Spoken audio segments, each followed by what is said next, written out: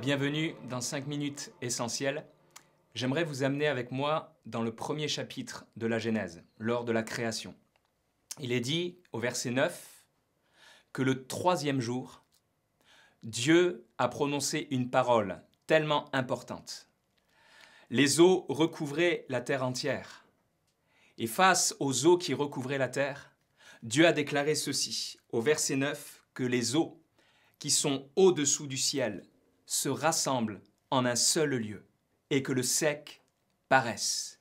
J'aimerais que vous reteniez cette image forte où Dieu parle. Dieu ordonne aux eaux qui recouvrent la terre de se rassembler en un seul lieu afin que le sec puisse paraître. Les eaux se sont séparées et la terre a émergé. La terre est sortie. Et tout cela s'est passé le troisième jour. Et ça nous amène à cet épisode le plus important de l'humanité, là où Christ, qui était enseveli dans la mort, la Bible déclare que le troisième jour, il est ressuscité. Il est sorti d'entre les morts. C'est-à-dire que Dieu, quelque part, a prononcé la même parole.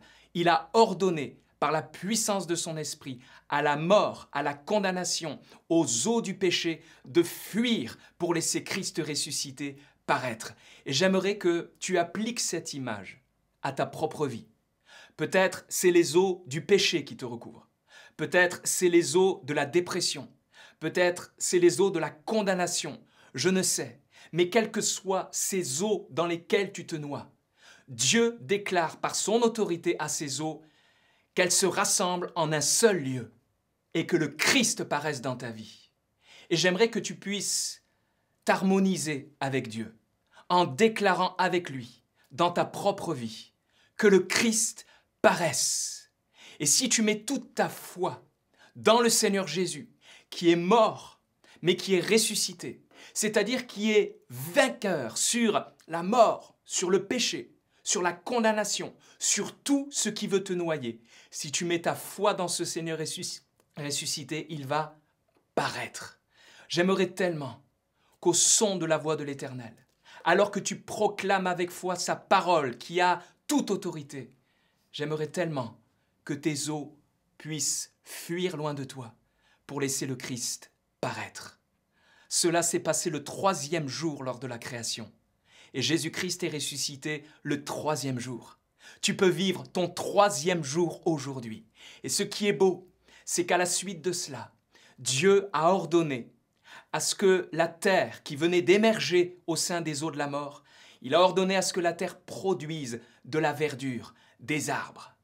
Lorsque Christ va paraître dans ta vie, lorsque Christ va émerger au sein de tes ténèbres, de ton péché, de ta misère, de ta souffrance, il ne va pas s'arrêter là, mais sa vie va pousser, sa vie va porter du fruit. Et alors, ce Christ qui sera en toi va porter un fruit de joie, un fruit de sainteté, un fruit de pureté. Ce ne sera plus les eaux de la mort, ce ne seront plus les eaux du péché, ce ne seront plus les eaux de la dépression ou de la maladie, mais ce seront les fruits que seul Christ peut porter, des fruits de joie, d'amour, de justice et de paix.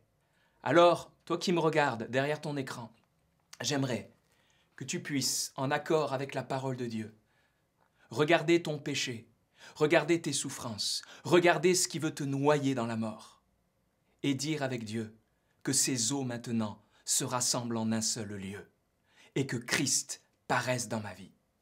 Dans l'éternité, sur la nouvelle terre, il est dit qu'il n'y aura plus de mer, symbole de condamnation et de péché. Voilà ce que Dieu veut faire dans ta vie. Il veut faire fuir ce qui veut te noyer, afin que le Christ paraisse, comme cette terre nouvelle, comme cette terre sur laquelle vont pousser la joie, la vie, la paix. Seul Christ peut amener ces choses dans ta vie. Alors déclare-le en cet instant. Lève tes mains vers le ciel et déclare que le Christ paraisse dans ma vie.